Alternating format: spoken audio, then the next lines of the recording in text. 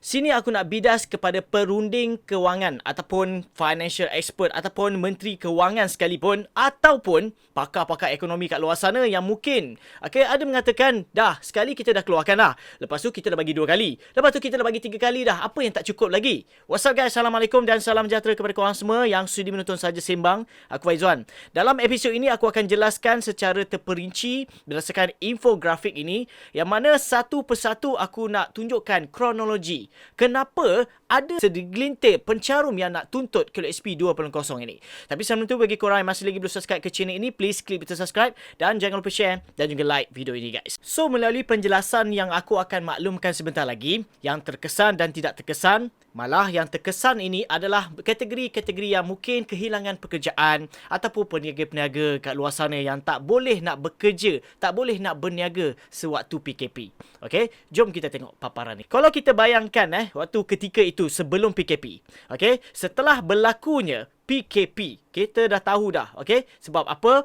Kalau kita lihat kepada perkembangan tentang isu PKP ini, mungkin ada 2 kategori, okey, yang berkata menimpa, okey, pencarum khususnya. Sebab apa kita nak tuntut KLSP ni? Kalau kita lihat kat sini, ada 2 kategori yang mana tidak terkesan dan juga terkesan, okey? Dan kita kena highlightkan ada beberapa kategori lain lagi, iaitu miskin tegar, B40, M40, T20.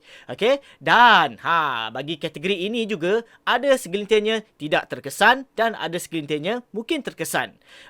Dan kalau kita lihat kat sini, jenis bentuk bantuan yang disediakan oleh kerajaan waktu ketika itu setakat ini bagi kategori miskin tegar, B40, M40 dan T20 mestilah waktu PKP. Seperti kalau kita lihat kat situ, bakul makanan lah, ada BPR lah, BPN, bagi kategori M40 dan moratorium bagi kategori T20 dan M40, tetapi tak banyaklah bagi kategori M40 dan T20 dapat bentuk bantuan tunai waktu ketika itu. Yang mungkin kalau kita lihat, mungkin ada di kalangan mereka adalah terkesan dan tidak terkesan.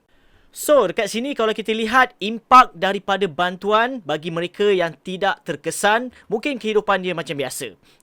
Dan bagi mereka yang terkesan, ke belakang sedikit lah kat sini. So, kalau kita lihat kepada kategori miskin tegar, B40, M40, mungkin manfaat bantuan tu lebih kepada miskin tegar dan B40 dari segi bentuk bantuan tunai. Dan M40 setakat BPN yang kita sedia maklum, malah T20 langsung tidak ada. Walaupun mereka ada saving, nanti aku ceritakan. Bagi mereka yang tidak terkesan, kalau kita highlightkan, maybe tak ada apa-apa lah. Cuba kalau kita fikirkan bagi mereka yang terkesan ni, golongan B40, M40, T20. Yang mana mungkin mereka ada saving. Kalau kita lihat, mereka ada simpanan. Tetapi kalau kita lihat kepada kategori B40, M40, T20 dan boleh kita spesifikkan kepada komitmen bulanan mereka, mungkin lebih banyak lagi berbanding B40. Khusus bagi M40 dan T20. Mereka tak ada pilihan bagi kategori terkesan ini. Sebab apa? Mereka tak bekerja. Malah mereka gunakan simpanan mereka sehabis boleh untuk bayaran komitmen bulanan. Sebab apa? Mereka tiada bantuan tunai yang disediakan oleh kerajaan. Walaupun mereka ada moratorium, tetapi mungkin ada bukan bank yang disediakan melalui moratorium tersebut. So, bagi mereka yang tidak terkesan, malah bantuan yang diterima mungkin akan bertambah ataupun maintain seperti biasa. So, apa langkah kerajaan nak bantu waktu ketika itu?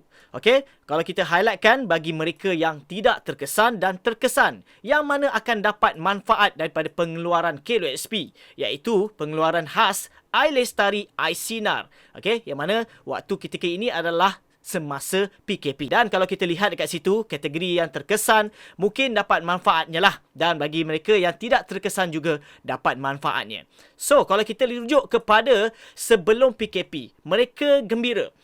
Seperti biasa. Tetapi semasa PKP, kalau kita lihat, track perjalanan, kelangsungan kehidupan mereka, mungkin bagi tidak terkesan ini, mungkin ke depan sedikit berbanding mereka yang terkesan. Kalau kita lihat, dan kalau kita fahamkan sedikit, daripada pengeluaran Air Lestari dan komitmen bulanan mereka bagi kategori especially M40 dan T20, mungkin lebih. Nak diharapkan dengan pengeluaran Air Lestari, Air Citra, Air Sinar sekalipun, dengan komitmen mungkin sekitar dalam 3,000, 4,000 sebulan, mungkin tak memadai. So, sebab itulah track perjalanan kelangsungan hidup mereka ini still ke belakang berbanding mereka yang tidak terkesan. So, ketika era endemik pula, pengeluaran KUSP 1.0 iaitu sebanyak RM10,000. Okey, kalau kita lihat kepada endemik ini, mungkin bagi mereka yang terkesan ini dengan komitmen ataupun bil dengan kadar faedah yang dikenakan membuatkan mereka still lagi ke belakang. Walaupun mereka dah dapat 10K one off. Tetapi tidak bagi mereka yang tidak terkesan. Still ke depan lagi. Dan kalau kita tahu endemik ini, sektor pekerjaan kembali pulih. Maksudnya dah boleh kerja. Tetapi korang kena lihat, okay, ada dua kategori kat sini. Yang mana mereka dapat kerja.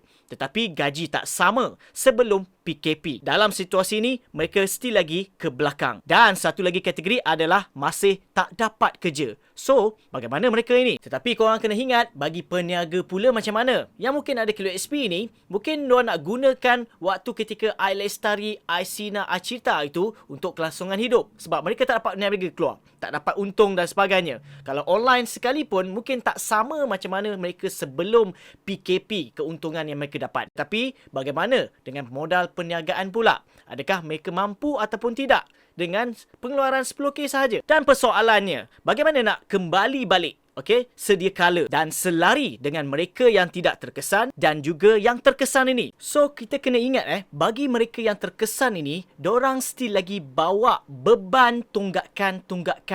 Okey, sebelum ini yang masih lagi belum dilaksanakan, okey, hutang-hutang mereka. So, di situlah daripada pengeluaran 10K itu dengan kaedah faedah, dengan apa-apa pun, dengan komitmen bulanan yang tak selari dan setimpal dengan pengeluaran, KUSP sebelum ni membuatkan mereka lagi still di belakang. So, di sini apa solution untuk mereka ini selari dengan pencarum-pencarum yang tak terkesan tu dan mereka yang terkesan ini? Pilihannya mestilah KUSP 2.0 ini. Kalau kita ikutkan dalam situasi sekarang ni, bantuan apa yang kerajaan mampu nak bagi sebanyak 10 ke 30 ribu ringgit tanpa pengeluaran KUSP? Malah STR ataupun BKM ataupun BPR sebelum ini pun, sekiranya kalau kita lihat pembayaran yang paling maksimum sekalipun, 2,600 pun dibayar berfasa. Apatah lagi lah kalau macam nak bagi amount yang begitu banyak ini untuk settlekan bagi kategori yang aku maksudkan tadi, iaitu terkesan ini. So, sebab itulah mereka yang terkesan ini, yang ke belakang,